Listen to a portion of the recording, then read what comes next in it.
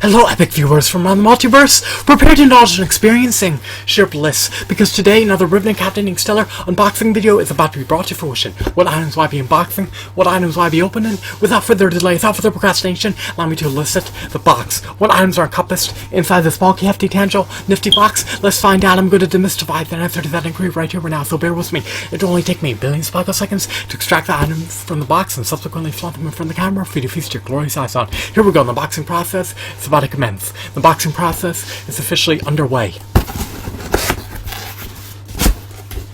Alrighty, we have an assortment of figurines. We have a plethora of figurines obscured by bubble wrap. They're engulfed in bubble wrap. The first one we have of the get-go is the Nazgul. These are Lord of the Rings action figures. They have ample points of articulation. They have high quality hues. They have high quality shadings. They have high quality deco. They have high quality textures. And they also have sturdy joints. They're not marred with dings, nor dents, nor scuffs, nor scratches. You may say, oh, you're embellishing these figurines, but just wait till you see the remainder of the lot. You'll likely concur with my sentiments after you see just how ineffably epic these action figures are. So here's the Nazgul.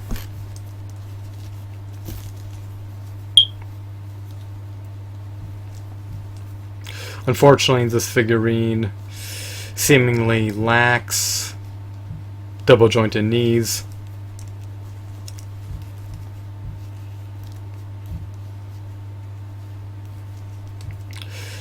He's donning an epic wardrobe.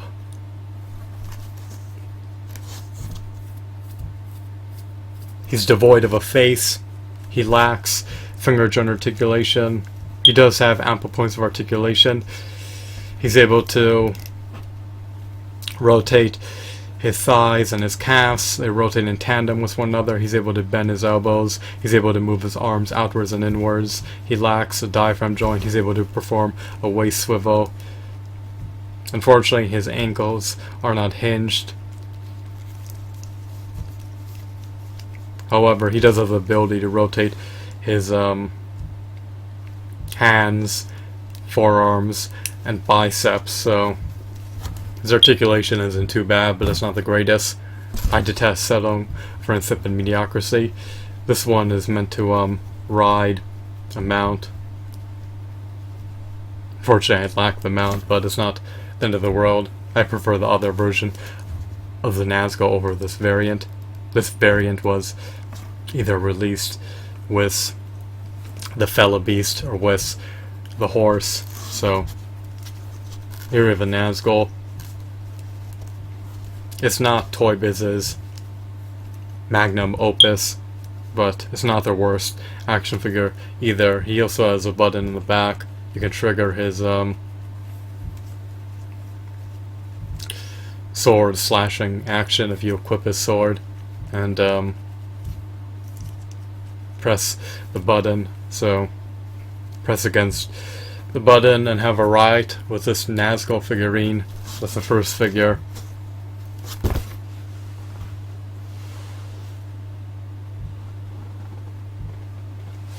He's not the reason why I purchased the lot. We'll get to that in a moment. Alrighty, let's move on. We have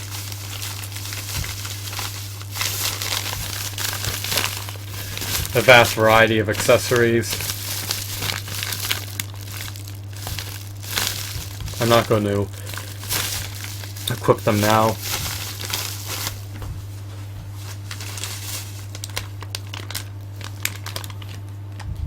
Accessories are rustic, they're austere, and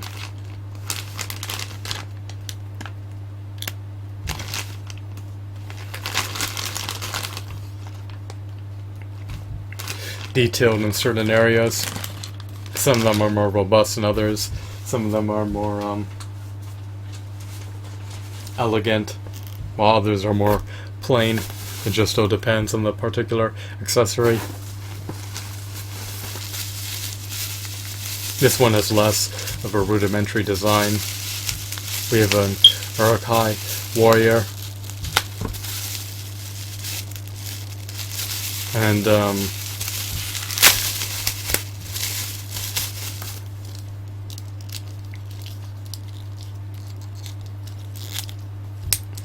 he has more points of articulation than the Nazgul. He has knee joints, elbow joints. He can rotate his arms at your own discretion. He can rotate the head. The head can swivel.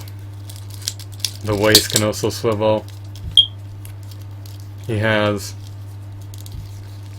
something protruding out of his waist. I'm not sure what that's supposed to represent. Actually, maybe he has the same amount of points of articulation as a Nazgul. I presumed he had more, but maybe not. He also lacks a diaphragm joint. He lacks an ankle pivot. He lacks finger joint articulation.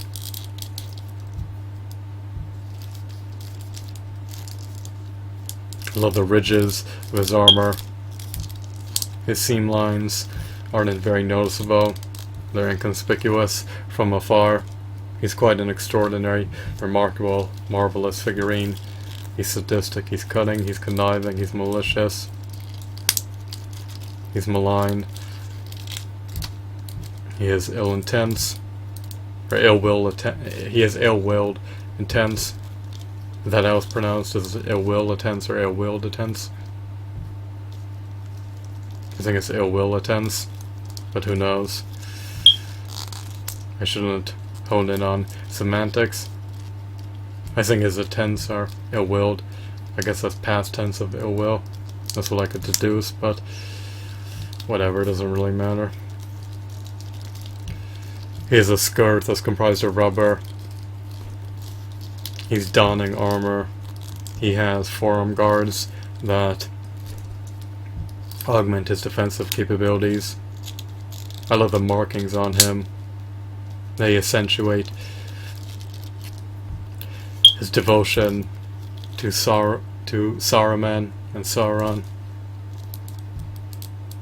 So he serves under Sauron, or the White Wizard. He's loyal to Saruman and Sauron. The Uruk-hai are allies of evil. So, not a bad figurine. I love the sculpt, I love the design.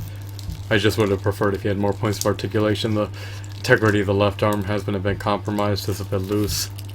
So, that's not good, but it's not too much of a salient issue because he'll just be sedentary and stationary and won't be placed into any dynamic pose that weakens the left arm over time. So here he is. He's practically in mint condition. He's practically unscathed. He's practically in pristine condition. And let's move on. Bear with me one brief moment. Actually, I guess I'll place him behind me as opposed to adjacent of me. We have another figurine in the box.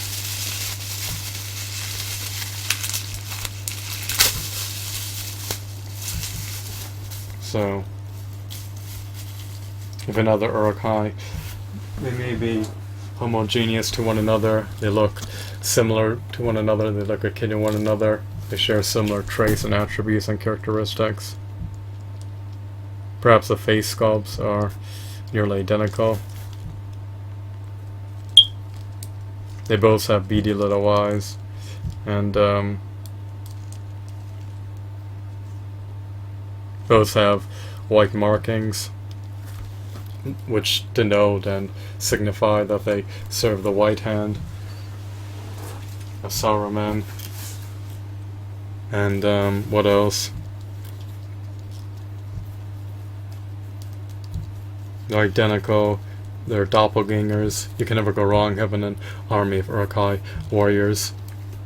If you love the Uruk-hai, if you're an avid Lord of the Rings fan, then these action figures will eminently appease you. So here's the second one.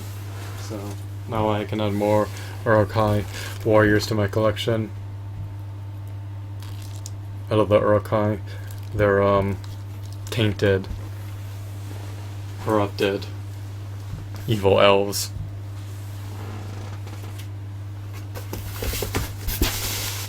Well, I guess they used to be elves, as far as I understand, and I guess they've been reborn to serve the forces of evil. Or corrupted, who knows. But in past lives they were apparently elves. So here's another figurine in the lot. Here's Legolas. Fortunately his nose wasn't chipped. He comes from the Mirkwood realm. That's where he hails from. And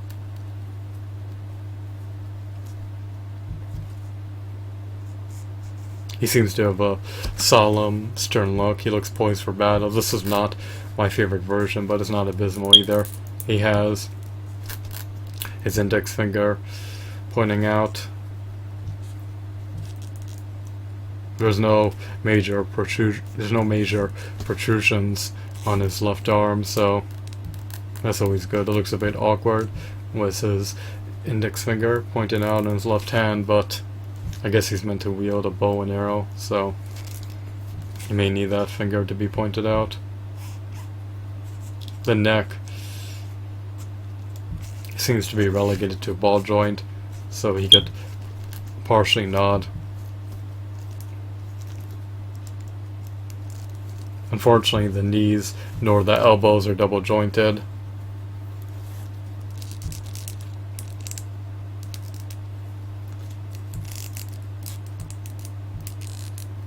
Forearm can be rotated independently of the hands. However, when you rotate the forearm, you also rotate the biceps, so they're interlinked in that aspect. He lacks a diaphragm joint, but he seems to have better articulation than the other three previous figures. The legs can be stretched outwards and inwards, same with the arms, so he has ample points of articulation in his appendages, and he has tremendous latitude for articulation in his appendages, which is always beneficial. He comes with a sword and his corresponding sheath that can be inserted back into the sheath at any given moment or wielded. The sword is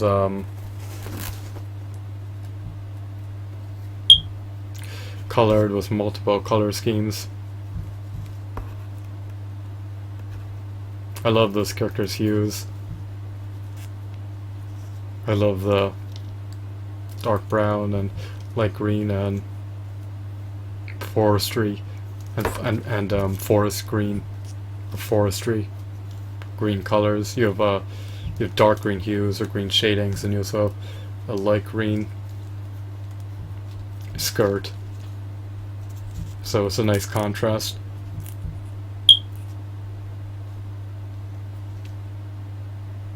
I mean, his undergarments appear to be dark green, while his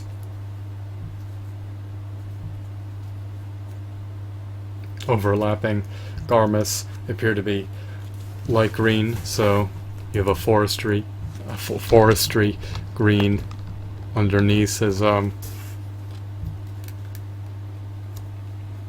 skirt, and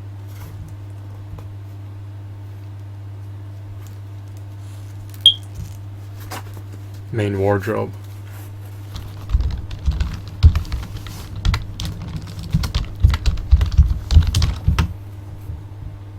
At least that's what I can discern. Of course my vision is egregious, so it's hard just for me to distinguish variants of colors apart. I just want to verify something real briefly.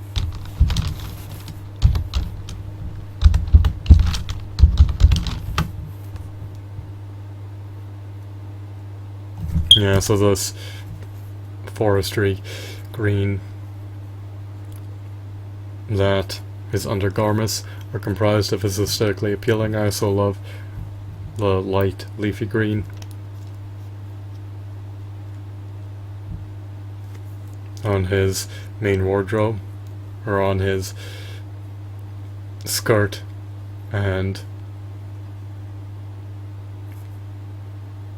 t-shirt.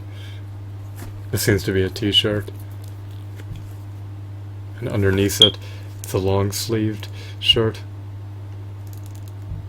At least that's what I presume, or maybe I'm wrong. Maybe it's just one cohesive wardrobe without two separate sets of clothing. Who knows, I shouldn't overanalyze it. You can't remove any of the clothing anyway, so you can never tell what he's truly wearing. So that's everything I want to do showcase for now. This is the first part of the unboxing of the Lord of the Rings action figure lot. 4 action figures thus far for under $10 each. Can't go wrong if you relish the Lord of the Rings series. So stay tuned for the subsequent parts.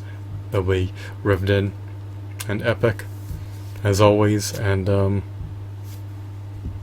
I recommend and advocate buying these phenomenal, extraordinary, stupendous, divine, marvelous figurines if you can afford to do so. If they're outside the parameters of your budget, then